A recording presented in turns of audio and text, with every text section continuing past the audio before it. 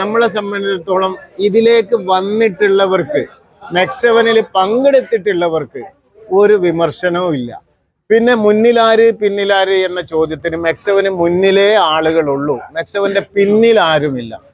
ചെയ്യുന്നവരും മുന്നിലേക്ക് തിരിഞ്ഞു നിൽക്കുന്നു, അതിന്റെ നേതൃത്വവും മുന്നിലേക്ക് ജനങ്ങളിലേക്ക് തിരിഞ്ഞു നിൽക്കുന്നു.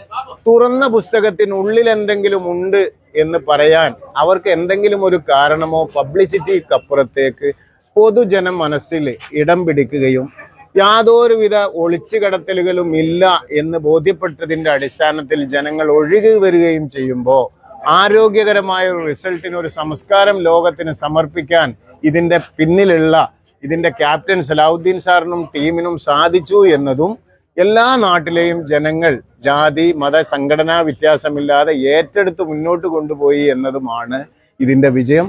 മറ്റു താല്പര്യങ്ങളൊന്നുമില്ല. എല്ലാവരും ആരോഗ്യമുള്ളവരായിരിക്കുക, സന്തോഷമുള്ളവരായിരിക്കുക.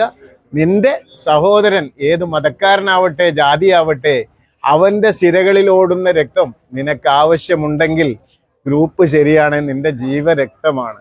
അപ്പോൾ രക്തം കൊണ്ട് ഐക്യപ്പെടാമെങ്കിൽ മനസ്സുകൊണ്ടും എന്തുകൊണ്ട് ഐക്യപ്പെട്ടുകൂടാ? അതാണ് സന്ദേശം. ഇതിനുള്ളിൽ ഒളിച്ചു കടത്തലുകളില്ല, രഹസ്യമില്ല.